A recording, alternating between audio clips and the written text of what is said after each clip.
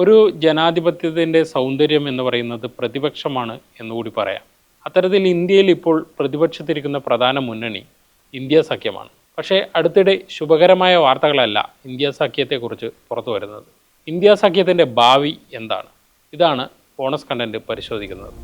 India മുന്നണിക്ക് എങ്ങനെയാണ് ഒരു ഭാവി എന്ന് പറയുന്നത്? നിലവിലെ ഇന്ത്യൻ സാഹചര്യത്തിൽ കോൺഗ്രസിന് ഒറ്റയ്ക്ക് BJP നേരിട പ്രയാസമാണ്. അവിടുത്തെ ശക്തി ആരാണെന്ന് തിരിച്ചറിഞ്ഞുകൊണ്ടൊരു ഇടപെടലല്ല കോൺഗ്രസ് യഥാർത്ഥത്തിൽ പലപ്പോഴും സ്വീകരിക്കുന്നത്. അത് വലിയ പ്രശ്നങ്ങൾക്ക് ഇടയാക്കുന്നു.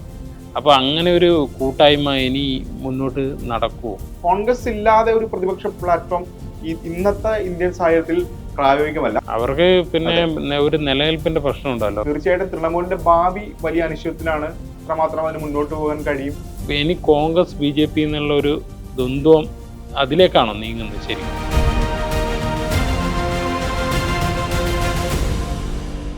നമ്മളെ ഈ ഇന്ത്യ സഖ്യത്തിൻ്റെ കഴിഞ്ഞ മീറ്റിംഗ് നമ്മൾ എല്ലാവരും റിപ്പോർട്ട് ചെയ്തതാണ്. വളരെ ആഴമേറിയ ചർച്ച എന്നല്ല, അങ്ങോട്ടും ഇങ്ങോട്ടും കുറ്റപ്പെടുത്തുന്ന രീതിയിൽ വലിയ ചർച്ച അവിടെ നടന്നു. പ്രത്യേകിച്ച് കോൺഗ്രസും ഇപ്പോൾ തോറ്റു നിൽക്കുന്ന മറ്റ് സംസ്ഥാനം തോറ്റു നിൽക്കും. ഇപ്പോൾ DMK നേരത്തെ പിന്മാറി, CPM-ഉം കോൺഗ്രസും തമ്മിൽ വലിയ ഒരു തർക്കമൊക്കെ ഉണ്ടായി. ഇന്ത്യ മുന്നണിക്ക് എങ്ങനെയാണ് ഒരു ഭാവി എന്ന് പറയുന്നത്? ഇന്ത്യ മുന്നണിക്ക് ഭാവി ഉണ്ടോ എന്ന് ചോദിച്ചാൽ ഭാവി ഉണ്ട്. കാരണം എന്താണെന്ന് വെച്ച് കഴിഞ്ഞാൽ ഏറ്റവും പ്രധാനപ്പെട്ട പ്രതിപക്ഷ പാർട്ടി എന്ന് പറയുന്നത് കോൺഗ്രസിനാണ്. കോൺഗ്രസിന്റെ ഒരു സാഹചര്യം ഇപ്പോഴത്തെ ഇന്ത്യൻ രാഷ്ട്രീയത്തിൽ അല്ലെങ്കിൽ ഇന്ത്യൻ സാഹചര്യത്തിൽ കോൺഗ്രസ് എത്രമാത്രം ശക്തമാണെന്ന് നമുക്കറിയാം.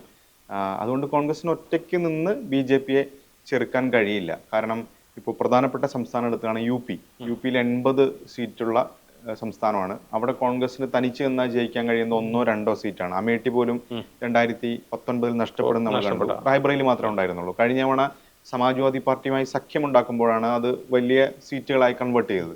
അതുപോലെ മധ്യപ്രദേശിൽ തുടർച്ചയായി 2-3 സീറ്റ്, 2 സീറ്റിലാണ് പരമാവധി കോൺഗ്രസ് ജയിക്കുന്നത്, അല്ലെങ്കിൽ 1 സീറ്റിൽ കോൺഗ്രസ് ഒതുങ്ങുന്ന സാഹചര്യമുണ്ട്.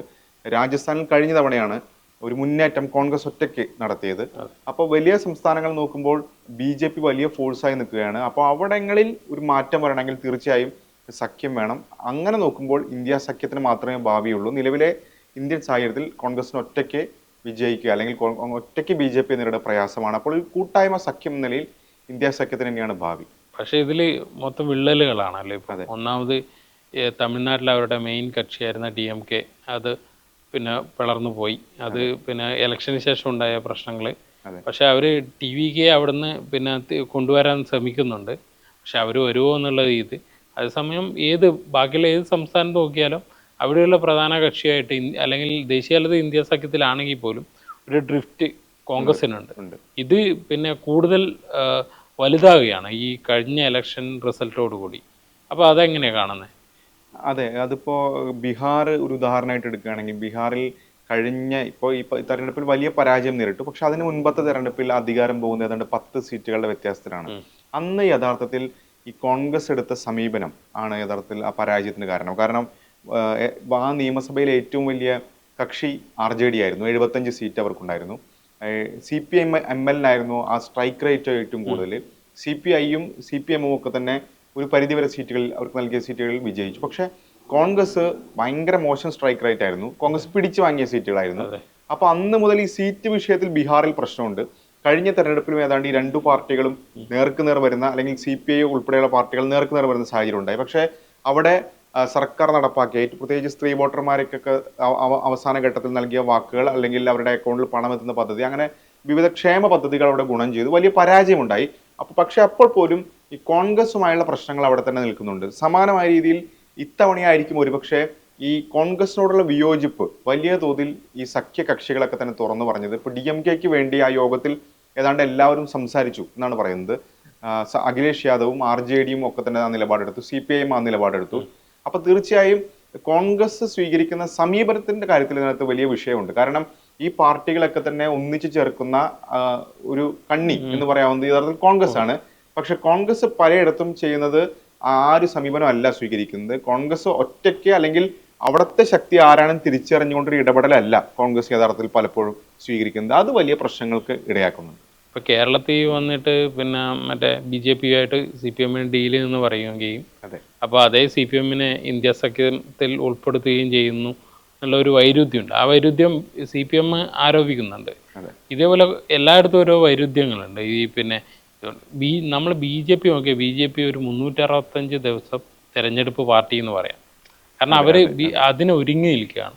ഇപ്പോൾ ഏറ്റവും അവസാനം ഇന്ത്യ മുന്നണിയുടെ യോഗം കഴിഞ്ഞ് ഈ പൊട്ടിത്തെറികളൊക്കെ ഉണ്ടായി എന്ന് നമ്മൾ റിപ്പോർട്ട് ചെയ്തതിന് ശേഷം കുറച്ച് ദിവസം കഴിഞ്ഞാണ് പ്രധാനമന്ത്രി 12 വർഷം തേക്കുന്നത്, പ്രധാന സ്ഥാനത്ത് നരേന്ദ്രമോദി. പക്ഷെ അവർ ചെയ്ത ഏറ്റവും എക്സ്ക്ലൂസീവായിട്ടുള്ള പരിപാടി എന്ന് പറയുന്നത് NDAയിലെ എല്ലാ കക്ഷികളെയും വിളിച്ച് അതൊരു വലിയ ചടങ്ങായി നടത്തുക എന്നുള്ളത്. അത് വ്യക്തമായിട്ടുള്ളൊരു സന്ദേശമല്ലേ ഇന്ത്യ മുന്നണിക്ക്? അതെ, മാത്രമല്ല കഴിഞ്ഞ 2 മോദി സർക്കാരുകളെ അപേക്ഷിച്ച് ഈ മോദി സർക്കാരിനകത്തിൽ BJPക്ക് ഒറ്റയ്ക്ക് ഭൂരിപക്ഷം ഇല്ല. സഖ്യകക്ഷികളെ ആശ്രയിച്ചാണ് ഈ സർക്കാർ മുന്നോട്ട് പോകുന്നത്. അതിൽ തന്നെ 2 കക്ഷികൾ നിർണായകമാണ്. ഒന്ന് TDPയും ഒന്ന് JDUയും. ഈ 2 നേതാക്കളും കഴിഞ്ഞ ദിവസങ്ങളിൽ പത്രങ്ങളിൽ ലേഖനം ഈ 12ാം വാർഷികവുമായി ബന്ധപ്പെട്ട അവരുടെ ലേഖനങ്ങളൊക്കെ തന്നെ വന്നിരിക്കുകയും ചെയ്തിരുന്നു. അപ്പോൾ അവരെ കൂടി വിശ്വാസമെടുത്തുകൊണ്ടാണ് മുന്നോട്ട് പോകുന്നത്. ഇപ്പോൾ നമ്മൾ ആദ്യം പ്രതീക്ഷിച്ചിരുന്നതാണ് JDU ബീഹാറിൽ നിന്ന് നിതീഷിനെ മാറ്റാൻ കഴിയില്ല എന്നൊരു തോന്നലൊക്കെ ഉണ്ടായിരുന്നു. പക്ഷേ വളരെ എളുപ്പത്തിൽ നിതീഷിനെ രാജ്യസഭയിലേക്ക് മാറ്റുന്നത് അവിടെ തെരഞ്ഞെടുപ്പ് റിസൾട്ട് സത്യത്തിൽ BJPക്ക് അനുകൂലമായിരുന്നു. നിതീഷിന് അങ്ങോട്ടോ ഇങ്ങോട്ടോ വരാൻ കഴിയാത്തൊരു സാഹചര്യം കൂടി അതിനകത്ത് യഥാർത്ഥത്തിലുണ്ട്. അപ്പോൾ അവരെയൊക്കെ ഒരുമിച്ച് നിർത്തി മുന്നോട്ട് പോകുന്നു. മാത്രമല്ല കൃത്യമായി വിപിൻ പറഞ്ഞ പോലെ ഒരു തെരഞ്ഞെടുപ്പ് പാർട്ടി എന്ന് തന്നെ പറയാം. അപ്പോൾ അവർ കഴിഞ്ഞ പാർലമെന്റ് സമ്മേളനത്തിലായിരുന്നു, ഈ ഇലക്ഷൻ കാലത്താണ് മണ്ഡല പുനർനിർണയ ബില്ല് വനിതാ സംവരണവുമായി കൂട്ടിക്കുഴച്ചുകൊണ്ട് ആ ബില്ല് കൊണ്ടുവരുന്നത്.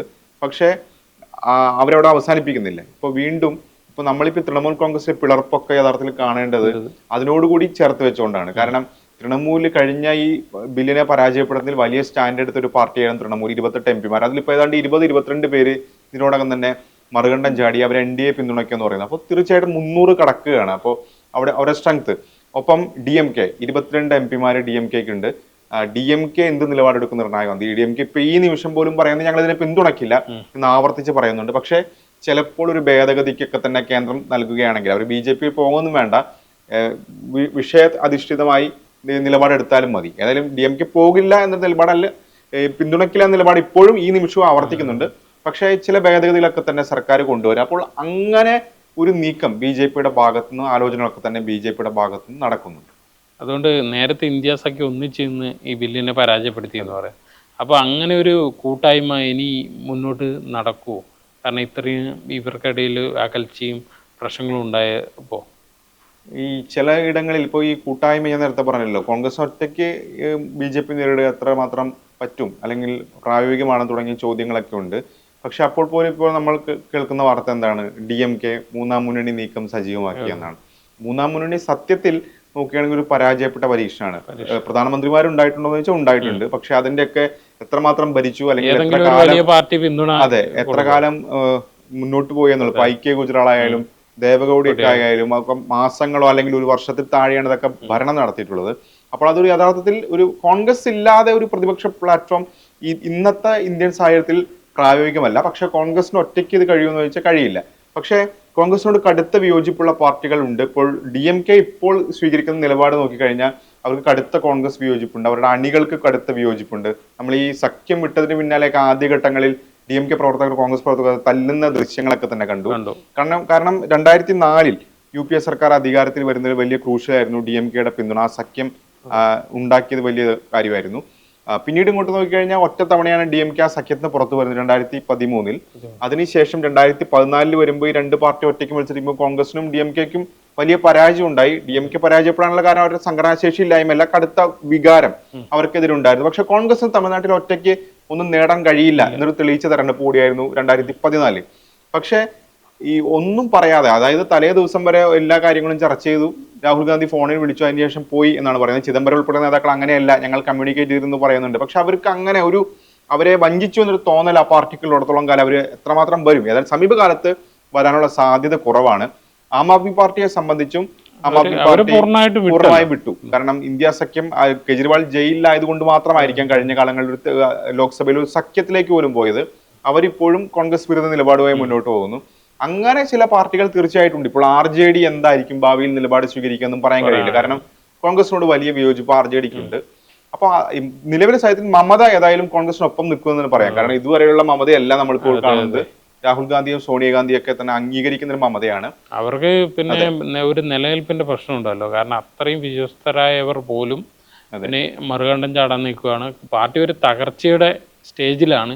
അങ്ങനെയുള്ള ഒരു അവസ്ഥയിൽ അവർക്ക് ഒരു പിടിവള്ളി എന്ന് പറയുന്ന കോൺഗ്രസുമായിട്ട് അടുത്ത് നിൽക്കുക എന്നുള്ളതാണ്. അതെ, കാരണം അവരിപ്പോ ഈ മീറ്റിംഗിൽ പറഞ്ഞു എന്ന് പറയുന്നത് ഒന്ന് പ്രതിപക്ഷ കൂട്ടായ്മ ശക്തമാക്കി മുന്നോട്ട് കൊണ്ടുപോകണം. മമതയോട് തിരിച്ച് നേതാക്കൾ ചോദിച്ചത് ഈ തെരഞ്ഞെടുപ്പിൽ ആവായിരുന്നല്ലോ എന്നാണ്. കാരണം മമത ഒറ്റയ്ക്കാണ് അവിടെ തെരഞ്ഞെടുപ്പിലേക്ക് പോയത്.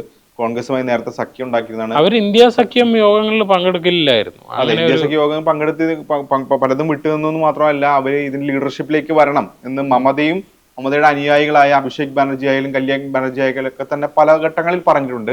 അപ്പോൾ ഒരു മാസം കൊണ്ട് ബംഗാളിലെ സാഹചര്യം മാറുകയാണ്. ഇപ്പോൾ നമ്മൾ തെരഞ്ഞെടുപ്പ് തോക്കുന്നത് കണ്ടിട്ടുണ്ട്, തോറ്റ നേതാക്കൾ വലിയ ശക്തിയോട് തിരിച്ചു വരുന്നുണ്ട്. അല്ലാതെ ഈ കൂട്ടത്തോടു കൂടി നേതാക്കൾ പോകുന്നത് നമ്മൾ കണ്ടിട്ടില്ല. കാരണം സാധാരണഗതിയിൽ ഇങ്ങനെ ഇവരൊക്കെ പോകുന്നത് BJP-യിലേക്കായിരിക്കും ഭാവിയിൽ. കാരണം ഇപ്പോൾ പ്രത്യേക ബ്ലോക്ക് എന്നൊക്കെ പറയുന്നുണ്ടെങ്കിൽ പോലും അത് BJP-യിലേക്ക് പോകാനാണ് സാധ്യത. നമ്മൾ ഓപ്പറേഷൻ ലോട്ടസ് എന്നാണ് പൊതുവെ വിളിക്കാറുണ്ടെങ്കിൽ പോലും ഇപ്പോൾ അങ്ങനെ ഒരു പ്രയോഗത്തിലേക്ക് ഏതായാലും ആരും കടന്നിട്ടില്ല. കാരണം ഇവർ പ്രത്യേക ബ്ലോക്കായിട്ടൊക്കെ നിൽക്കുന്നു. അപ്പൊ തീർച്ചയായിട്ടും തൃണമൂലിന്റെ ഭാവി വലിയ അനിശ്ചയത്തിലാണ്. എത്രമാത്രം അതിന് മുന്നോട്ട് പോകാൻ കഴിയും, മമതയ്ക്ക് എന്താണ് ഇനി ഭാവി എന്നൊക്കെയുള്ള വലിയ ചോദ്യം ബാക്കിയുണ്ട്. പ്രാദേശിക പാർട്ടികളായിട്ടുള്ളവരാണല്ലോ ഇന്ത്യ സഖ്യത്തിലെ. പക്ഷെ അവർക്ക് ഭരണം നഷ്ടപ്പെട്ടു കഴിഞ്ഞാൽ അവര് മെല്ലെ മെല്ലെ ഡിസപ്പിയർ ആയി പോകുന്ന ഒരു അവസ്ഥയാണ്. ഇപ്പം JDU ഒറ്റയ്ക്ക് ഭരിക്കുമായിരുന്നു, പിന്നീട് സഖ്യം വന്നു. അപ്പോൾ അവര് മെല്ലെ മെല്ലെ ഇല്ലാതായി പോവാണ്. അത് പിന്നെ ഇപ്പോൾ NDA സഖ്യത്തിലാണെങ്കിൽ ഇപ്പം മമതയ്ക്ക് ഇതേ സംഭവം ഉണ്ടാവുന്നു. പിന്നെ നമ്മൾ തെലങ്കാനയൊക്കെ BRS-ഉം ഏതാണ്ട് ഇതേ അവസ്ഥയിലാണ്, YSR കോൺഗ്രസ് ഇതേ അവസ്ഥയിലാണ്. ഇങ്ങനെയുള്ള പാർട്ടികളൊക്കെ ശിവസേന ഒരു കാലത്ത് മഹാരാഷ്ട്ര അടക്കി ഭരിച്ചവരാണ്. അവർ രണ്ട് സ്പ്ലിറ്റായി അപ്പുറം ഇപ്പുറം ഒക്കെ കിടക്കുന്നു. ഇപ്പൊ ഇനി കോൺഗ്രസ് BJP എന്നുള്ള ഒരു ദ്വന്ദ്വം അതിലേക്കാണോ നീങ്ങുന്നത് ശരിക്കും? പക്ഷേ കോൺഗ്രസിന് ഞാൻ നേരത്തെ പറഞ്ഞല്ലോ, കോൺഗ്രസിന് ഒറ്റയ്ക്ക് ഇത് എത്രമാത്രം കഴിയുമെന്നുള്ള പ്രശ്നം നിലനിൽക്കുന്നുണ്ട്. ഇല്ല, പക്ഷെ BJP-ക്ക് കോൺഗ്രസ് മാത്രം എതിരാളിയായി മതി എന്നുള്ള ഒരു ഇതുണ്ടാവില്ല. പക്ഷേ കോൺഗ്രസ് മുക്ത ഭാരതം എന്നുള്ള മുദ്രാവാക്യം BJP ഉപേക്ഷിച്ചിട്ടില്ല എന്നാണ് തോന്നുന്നത്. ഇപ്പോൾ കാരണം സംസ്ഥാനങ്ങൾ നോക്കുകയാണെങ്കിൽ 22 സംസ്ഥാനങ്ങളിൽ NDA-ക്ക് മുഖ്യമന്ത്രിമാരുണ്ട്. കോൺഗ്രസിന് അങ്ങനെ നോക്കുകയാണെങ്കിൽ കുറച്ച് സംസ്ഥാനങ്ങൾ മാത്രമേ ഉള്ളൂ. ഇപ്പൊ കേരളം ലഭിച്ചു, കർണാടകത്തിൽ ഭരണത്തിലുണ്ട്, സാങ്കേതികമായി തമിഴ്നാട്ടിൽ വിജയ് ഭരിക്കും അങ്ങനെ പറയാം. പിന്നെ ഉള്ളത് ഹിമാചൽ പ്രദേശാണ്, തെലങ്കാന ഉണ്ട്. അപ്പൊ തെലങ്കാന ഇപ്പൊ അടുത്ത ഇലക്ഷൻ എന്താണ് സംഭവിക്കുക എന്ന് പറയാൻ കഴിയില്ല. ഹിമാചലിലും സമാനമായ സാഹചര്യം ഉണ്ട്. അപ്പോൾ കോൺഗ്രസിന് എത്രമാത്രം നേരിടാൻ കഴിയും, BJP ഒറ്റയ്ക്ക് നേരിടാൻ കഴിയും എന്നുള്ള വലിയ പ്രതിസന്ധി ചോദ്യമാണ്. അതായത് ഈ പറഞ്ഞ പോലെ തന്നെ ഇന്ത്യയിലെ ഏറ്റവും കൂടുതൽ അംഗങ്ങളെ ലോക്സഭയിൽ അയക്കുന്ന സ്റ്റേറ്റുകൾ നോക്കുകയാണെങ്കിൽ അവിടെ കോൺഗ്രസിന് സ്വാധീനം കുറവാണ്. കാരണം ഇപ്പോൾ ആദ്യത്തെ ടോപ്പ് 5 or 6 എടുത്തു കഴിഞ്ഞാൽ അതിനകത്ത് കോൺഗ്രസ് ചിത്രത്തിൽ അല്ലെങ്കിൽ വിരലെണ്ണാവുന്ന മാത്രമേ ഉള്ളൂ. UP ആവട്ടെ, നേരത്തെ പറഞ്ഞ രാജസ്ഥാൻ ആവട്ടെ. രാജസ്ഥാനിൽ പക്ഷേ കോൺഗ്രസ് ശക്തമാണ്, 5 കൊല്ലം കൂടുമ്പോൾ ഭരണത്തിലേക്ക് വരാറുണ്ട്. പക്ഷെ ലോക്സഭയിലേക്ക് കഴിഞ്ഞ കാലത്തെ പ്രകടനം മാറ്റി നിർത്തി കഴിഞ്ഞാൽ BJP സ്വീപ്പ് ചെയ്യുന്നതാണ് കണ്ടെത്തുന്നത്. മധ്യപ്രദേശ് ഒരു വലിയ ഉദാഹരണമാണ്. മറ്റേ സിന്ധിയുള്ള കാലത്ത് ഗുണ ജയിക്കുമായിരുന്നു. ഒപ്പം തന്നെ കമൽനാഥ് അദ്ദേഹത്തിന്റെ ചിന്ദ്വാഡയിൽ നിന്ന് ജയിച്ചു വരാറുണ്ട്. അതാണ് ആ 2 മണ്ഡലങ്ങളാണ് ആകെ ലഭിക്കാറുള്ളത്. അത് നോക്കിക്കഴിഞ്ഞാൽ തമിഴ്നാട്ടിൽ സഖ്യമില്ലാതെ കോൺഗ്രസ് മുന്നോട്ട് പോകാൻ കഴിയില്ല. കർണാടകത്തിൽ 2014 തൊട്ടിട്ട് കോൺഗ്രസിന് വിരലിലെണ്ണാവുന്ന MP-മാർ മാത്രമേ കർണാടകത്തിൽ ഉണ്ടാവുന്നുള്ളൂ. ഗുജറാത്ത് BJP സ്വീപ്പ് ചെയ്തുകൊണ്ടിരിക്കുകയാണ്. അങ്ങനെ നോക്കുകയാണെങ്കിൽ വലിയ സ്റ്റേറ്റ്, ഏതാണ്ട് 20-ൽ കൂടുതൽ 25-ൽ കൂടുതൽ MP-മാരുള്ള എല്ലാ സ്റ്റേറ്റുകളിലും ഇതാണ് സാഹചര്യം. അപ്പോൾ തീർച്ചയായും കോൺഗ്രസിന് അധികാരത്തിൽ വരണമെങ്കിൽ, അല്ലെങ്കിൽ ഈ പറയുന്നത് പോലെ 100 എന്നൊരു നമ്പറിലേക്ക് എത്താൻ പോലും സഖ്യമാണ് ഗുണം ചെയ്തിട്ടുള്ളത്. കോൺഗ്രസ് ഒറ്റയ്ക്ക് നിൽക്കുകയായിരുന്നെങ്കിൽ കഴിഞ്ഞ തെരഞ്ഞെടുപ്പിൽ കോൺഗ്രസ് 99 എന്ന നമ്പറിലേക്ക് എത്തില്ലായിരുന്നു. അതില് അവര് തുണച്ചത് UP-യിലെ അഖിലേഷുമായുള്ള സഖ്യമാണ്. തിരിച്ചുകൊണ്ട് കോൺഗ്രസ് ആ സഖ്യത്തിൽ ഇല്ലായിരുന്നെങ്കിൽ ഒരുപക്ഷെ അഖിലേഷിന് ഇത്ര സീറ്റ് കിട്ടുമായിരുന്നില്ല. അപ്പോൾ തീർച്ചയായിട്ടും ഈ പാർട്ടികളെ ഒപ്പം നിർത്താതെ നിലവിലെ സാഹചര്യത്തിൽ കോൺഗ്രസിന് മുന്നോട്ട് പോകുക ലക്ഷ്യമില്ല. BJP-ക്ക് എതിരെ ഞങ്ങളെന്ന് കോൺഗ്രസിന് പറയാം, പക്ഷെ അതിന് കരുത്ത് വേണമെങ്കിൽ തീർച്ചയായിട്ടും പ്രാദേശിക പാർട്ടികളും മറ്റു പാർട്ടികളും അനിവാര്യമാണ്. ഇതിപ്പോൾ ആശയപരമായി നോക്കിയാൽ പോലും നമ്മളൊരു പ്രതിപക്ഷം എന്ന് പറയുമ്പോൾ സർക്കാരിനെതിരെ ആഞ്ഞടിക്കാനില്ല.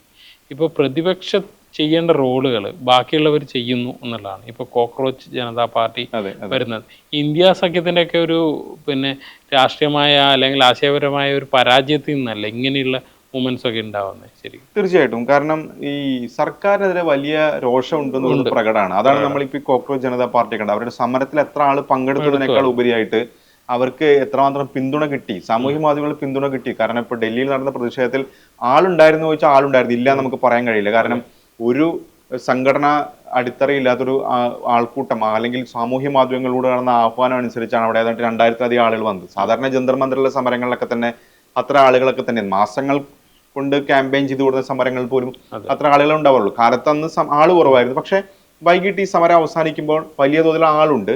അപ്പൊ തീർച്ചയായിട്ടും രാജ്യത്തെ യുവാക്കൾക്ക്, വിദ്യാർത്ഥികൾക്ക് തന്നെ സർക്കാരിന്റെ നിലപാടുകളിൽ ഈ പറയുന്ന സിസ്റ്റം തകരാറെന്ന് നമുക്ക് പറയാലോ.